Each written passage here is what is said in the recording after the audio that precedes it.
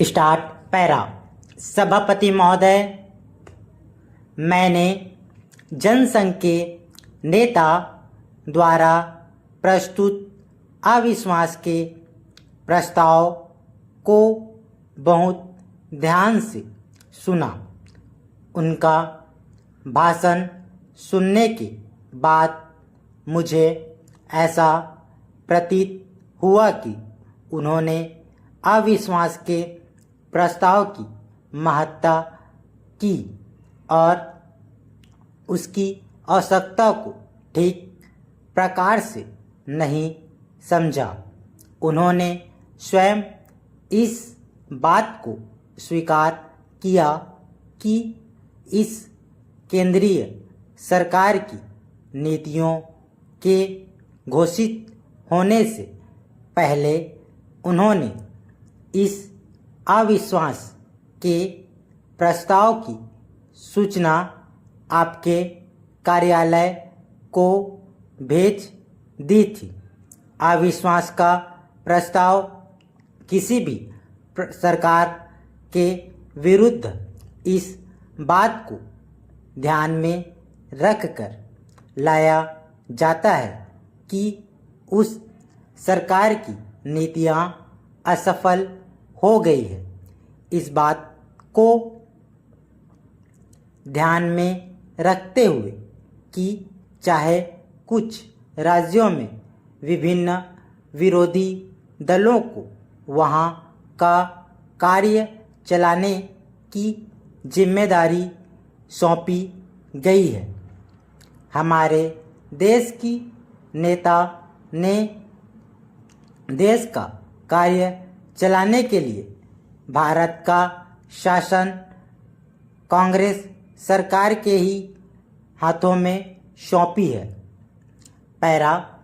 हमारे देश की जनता का विश्वास था कि कांग्रेस ही एक ऐसा दल है जिसके ऊपर विश्वास प्रकट किया जा सकता है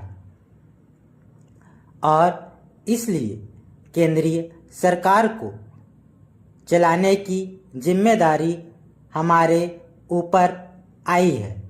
मुझे दुख है कि बिना इस बात का ध्यान रखते हुए कि एक छोटे से मामले को लेकर राजस्थान में राष्ट्रपति का शासन लागू किया और विधानसभा की कार्यवाही को स्थगित कर दिया गया।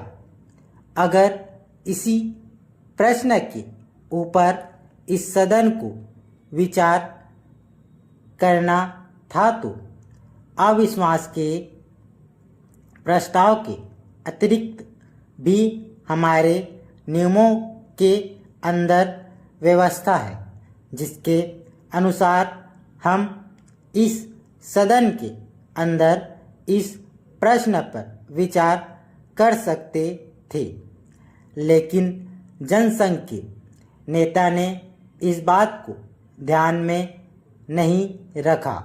उनका आरोप है कि केंद्रीय सरकार ने राजस्थान के अंदर जिस प्रकार से हस्तक्षेप किया है वह अनुचित है और संविधान की अवहेलना की गई है। जनतांत्रिक भावनाओं को ध्यान में नहीं रखा गया है।